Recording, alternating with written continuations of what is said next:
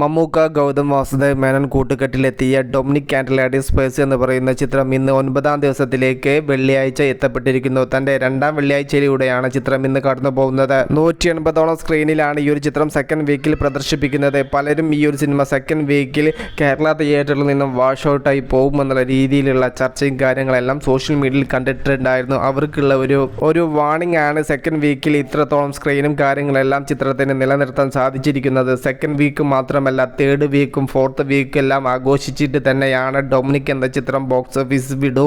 ഇപ്പോൾ ഇതാ പുത്തൻ അപ്ഡേറ്റുകൾ പ്രകാരം 8 ദിവസത്തെ ചിത്രത്തിന്റെ വേൾഡ് വൈഡ് കളക്ഷൻ 18.5 കോടിയിലേക്ക് എത്തപ്പെട്ടിരിക്കുന്നു. ഇന്നലെ വ്യാഴാഴ്ച ഈ ഒരു ചിത്രത്തിന് കേരള ബോക്സ് ഓഫീസിൽ നിന്നും 40 ലക്ഷത്തോളം രൂപ നേടാൻ വേണ്ടി സാധിച്ചു. ഇന്നലെ പൊന്മാൻ എന്ന് പറയുന്ന ബേസിൽ ജോസഫ് ചിത്രം തിയേറ്ററിൽ ഉണ്ടായിരുന്നു. ആ ഒരു ചിത്രത്തിന്റെ റിലീസോട് കൂടെ കുറച്ച് രീതിയിലുള്ള സ്ക്രീൻ കാര്യങ്ങളെല്ലാം മമ്മൂക്കയുടെ ഡൊമിനിക് എന്ന ചിത്രത്തിന് കുറഞ്ഞിട്ടുണ്ട്. ഇന്ന് ഒരു ജാതി ജാതകം എന്ന് പറയുന്ന വിനീത് ശ്രീനിവാസന്റെ സിനിമ തിയേറ്ററിൽ എത്തുന്നുണ്ട്. M. മോഹനനാണ് ആ ഒരു സിനിമ സംവിധാനം ചെയ്തിരിക്കുന്നത്. പ്രതീക്ഷ പുലർത്തുന്ന ട്രെയിലറൊക്കെ തന്നെയായിരുന്നു ചിത്രത്തിൻ്റെത്. ഡൊമിനിക്കിന് വീണ്ടും ഒരു വീക്കെൻഡ് വരികയാണ്. അതുകൊണ്ട് ഇന്നലത്തെയും ഇന്നത്തെയും അപേക്ഷിച്ച് നാളെയും മറ്റന്നാളും കളക്ഷനിൽ വർധനവുണ്ടാവും എന്നാണ് നമ്മൾ പ്രതീക്ഷിക്കുന്നത്.